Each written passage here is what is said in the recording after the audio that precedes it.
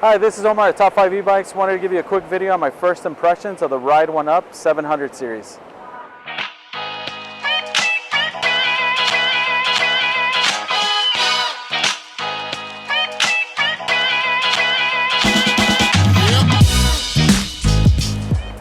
Thanks for watching. You should subscribe to Top 5 E-Bikes if you haven't. For those of you who have, thank you.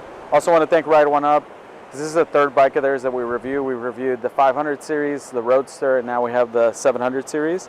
So we're pretty pumped that we got this bike and we get to ride it around and give you our thoughts about it. So thank you, Ride1up.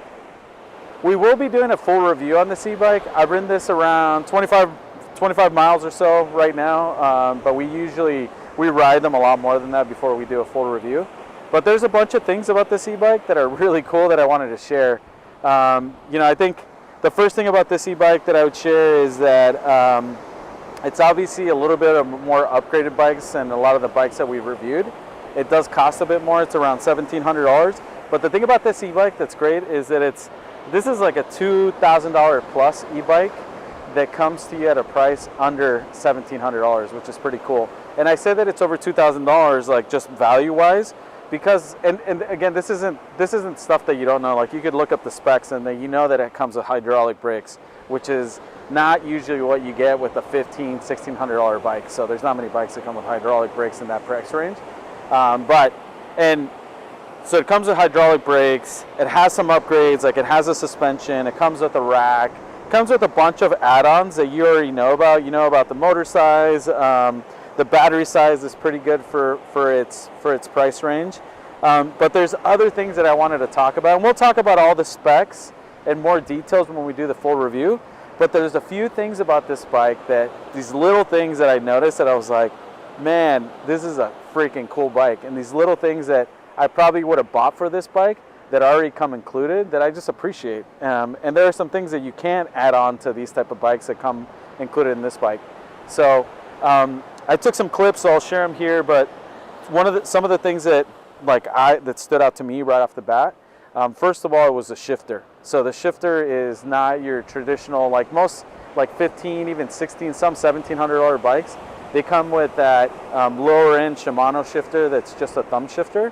This is a little bit of a more upgraded shifter, which is kind of nice. It's just easier when you're riding to shift up and down with your index finger and your thumb, and so it's just nicer. And it's just, you get that with upgraded bikes, and you're getting it here with the $1,700 bike. The other thing about this e-bike is that just the drivetrain is a more upgraded drivetrain. So everyone's got Shimano. For the most part, you should have a Shimano drivetrain. This has Acera. So an Acera drivetrain is one step above the Altus, which is normally what you see. So most bikes, you look at them, they're going to have an Altus. This is a little bit nicer, meaning that it's just better quality drivetrain. So that's another thing that you could just kind of notice right off the bat. And then there are some other things, like, for example, if we talk about the stem extender, and this like the fact that you can actually customize where the handlebars are. Like most people, and we say this in a ton of videos, we always say, well, if you want a different riding style, you're going to have to buy this stem extender, and we link it from Amazon. Well, guess what? This bike already comes with it, which is kind of nice. So that was kind of nice that right off the bat, like that I was able to extend this and make this a more comfortable ride for me.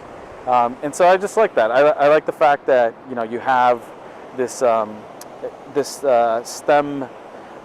extender and adjustable stem that can help you make it a more comfortable ride, whatever that is for you. And by the way, and again, most people end up buying this for a ton of bikes anyway, so that's also kind of nice. The other thing, and we just did a poll on Top 5 E-Bikes on YouTube, and we were asking about, do you prefer a thumb throttle or a left thumb throttle or a right throttle? And this one comes with a thumb throttle, and I just prefer a thumb throttle. I was actually surprised. It's a very polarizing type of question within the e-bike, within e-bike users, whether they prefer the half shift, the throttle that's more of like a motorcycle throttle, or this thumb throttle. I prefer the thumb throttle. I prefer it because I think it's safer, and I say this because now that we've ridden so many bikes and most of them come with this right throttle, like there's been a few times where I've by mistake have pulled it and so that could have been pretty bad. And I've definitely read about it in message boards of people having accidents where they pulled it by mistake, their hand was sweaty, or they didn't intend to.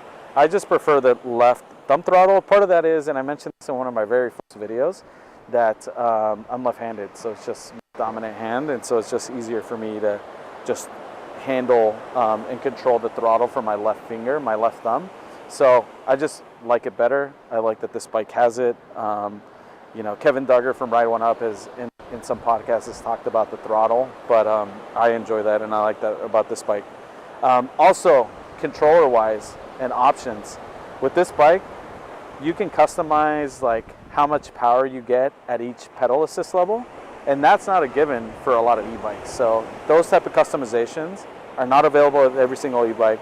I love that you have that with this, so you can kind of customize it where at the beginning, and this is pretty common with a lot of bikes where the first pedal assist level, you can feel it, like it's just kind of pushing you, and it can surprise people.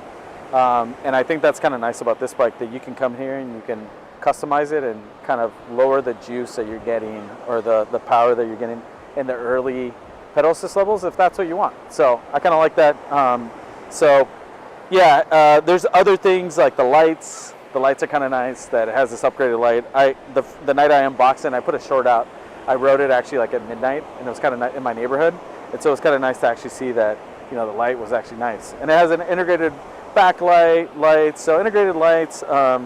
Again, we'll get into more of the details of the specs of the motor, the battery. It's got hydraulic brakes, and we'll talk about that. And we'll talk about test riding it and how we feel about this bike. This bike, and this is one of the I've ridden 15, 16 e-bikes now in the last year. This so far is my favorite bike that I've ever ridden. So I know that that's kind of crazy, and there's a lot of bikes that I enjoyed, but this one is a type of bike that I could keep and that I could ride, my wife could ride. I don't know, I haven't checked the specs. Obviously I could see what the weight limit is on the rack. I don't know if I could put a child seat on this yet, and I'm gonna have to do a little bit more research to see if I can put like a Yet Maxi, but this bike, 25 miles in, I have to say is my favorite bike that I've ever ridden. And yeah, pretty unexpected. I think there's a lot of things about this bike. Again, hydraulic brakes, this upgraded drivetrain, that just make it a more comfortable ride and make it easier to ride. And then also the fact that you can adjust the handlebars, although again, that's an easy fix. You just buy these stem extenders, but it already comes with this. So it's kind of nice. So just wanted to give you some first impressions. I'm going to continue riding this bike for the next probably couple months, and then we'll put out a review here shortly once we probably have like 100, 150 miles. So we have a pretty good sense of what the positives and negatives are. There are some negatives. I'll mention a couple here just at the end. One of them is that, and part of what you get with Ride1up is you get a ton of value out of these bikes. You pay a lot less than you would for a similar type bike from a competitor. And part of it is because you have to do a little bit more assembly. So yeah, you have to do a little bit more assembly. You have to assemble the fork.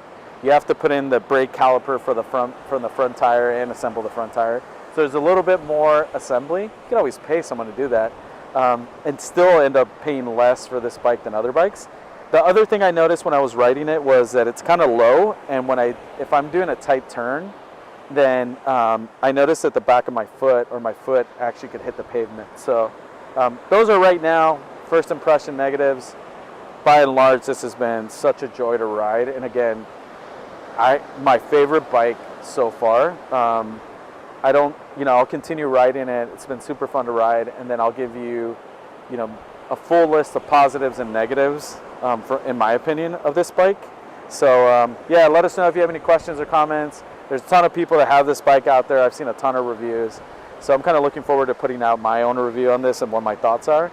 So thank you for watching. Again, thank you. Check us out. Subscribe to our channel. And thanks for watching. If you enjoyed this review, please subscribe to our channel. Leave us a comment. Visit us at top5ebikes.com or some of our social media accounts. Thank you.